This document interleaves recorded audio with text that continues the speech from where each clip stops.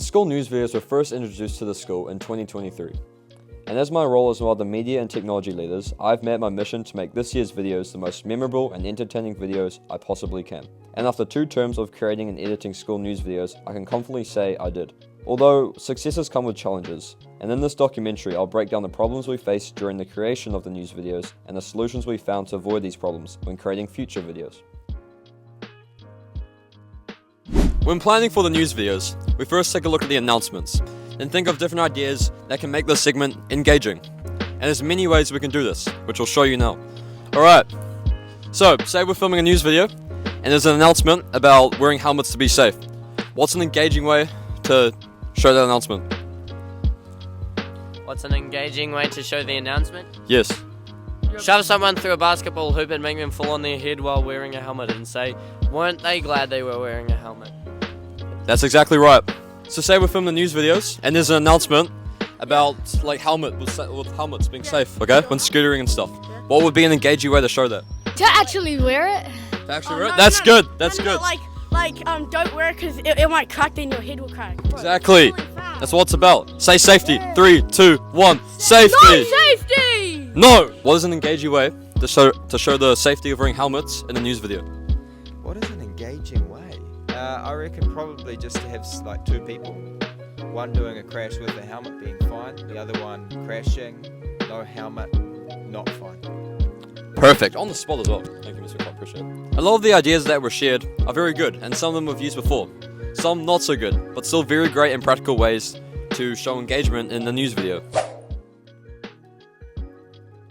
Now Bailey, our cameraman, will run through the equipment we use and why we use it. Hello, my name is Bailey and I am the cameraman that we've been using for most of this year so far. And here we have the Osmo Pocket 3. 3-axis gimbal, mechanical stabilization allows it to stay quite still and keeps us filming steady.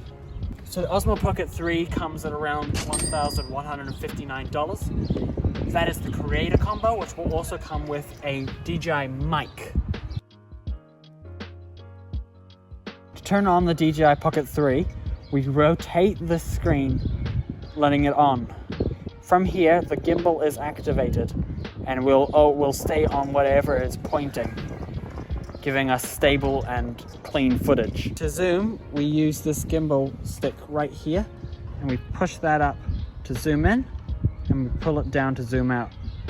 If we want to start recording, we can click this button with the orange circle, and once that's started, it will now start recording. To move left and right, we can easily just move this by the gimbal, though it will willingly kind of move to the left and right if you move it, but slowly. If you want the camera to face you, you can easily click that button there, and it will now face us. And that's the basics, but this camera is a lot more advanced and you can learn a lot more with it. Hello everyone, and welcome to the editing tutorial part of the documentary, where I'll just run through some basic editing stuff that we use to make the videos engaging. So I'm on CapCut on my iPad, and I've just imported an old news video we did.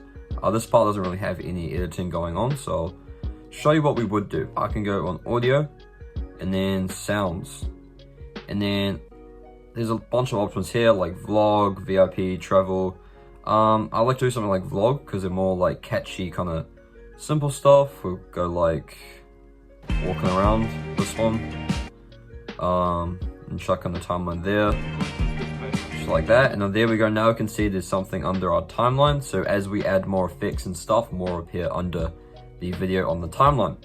And then obviously we don't have that fully maxed out. We're gonna click on it, go on volume, and I drag it down quite low, about like 15. According to this piece of paper. Should be pretty good. That's a lot better. And then some things that are quite good that I do quite a lot is add zoom-ins. And how I do that is I'll click on the actual video, and there's this little diamond here with a plus. I'm gonna click that, and where I place it is where the zoom's gonna start from. And then where I want it to end, we'll go about there, and we'll cut the video where I want to end. Then at the end of this one, the first one where we left the cut, we'll add another diamond and zoom in where we want it to zoom into. So go about there, And if we play that, According to this piece of paper, it zooms in the viewers. and comes back up like normal. According to this piece Which of you'll paper, see in a lot of like professional YouTube videos and stuff like that. So that's quite a fun effect. Very good and very engaging, obviously. Text, we normally use these for the titles and intros, so we'll go add text. Down here we got a bunch of different fonts. This one, there we go. A lot more bolder. And we can like chuck that down here. One important design like aesthetic you need to pay attention is like colors blending in. So obviously the white is kind of blending in the background. Not as bad as normal, but to stop that we want to get some more darker stuff going on. Stuff like this is always good. Borders and backgrounds. Look at that. We can then click onto the text and add little animations if we want to, which I don't do, but I think I've done once or twice. But this is always fun for engagement. This is quite engaging. For example, this one, that's quite cool. And then we can go on out. So to make the text leave, how do we want to do? Slide right's quite simple, but looks good. So it looks something like this. We'll slightly drag it off there. according to this piece of So paper, we have that announcement. the viewer. And then obviously sound effects, which is also on your audio. So you'll go on sound effects instead of sounds.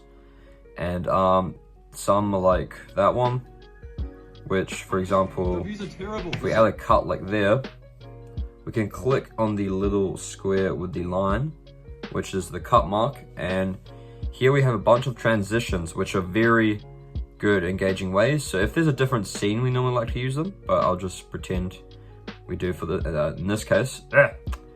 We'll then use one like pull out, which is quite nice. And we'll drag it to just before, and we'll click on it and turn the volume down a bit. So it should be like this. Reviews are terrible. The reviews are terrible. This is not good. Nice. There's obviously overlays there. Depending on what's happening. So if I mention like, I don't know, cars, I might have an overlay of a car pop up. And you can also do animations for these as well. And we can even, if we want, keyframe. Ratings are down. So we Reviews are terrible. The reviews are terrible. This is not good. it's all just creativity and imagination, which is what it all comes down to. So just finding moments where you like mention specific things. And what could I do here? Like I could add maybe a zoom in like here on, you know, the awkwardness, or like add some sound effects. That's all. That's pretty much. And then once you're done, you're just gonna hit export and save to device, and that will be your video. Cool. Thanks so much. Creating these news videos for this year has allowed me to improve on skills such as communication, editing, and working as a team. Skills you'll be able to develop as well. I hope you apply what you've learned from this video to your own school projects, whatever that would be. Just remember, any video can be good as long as it's engaging.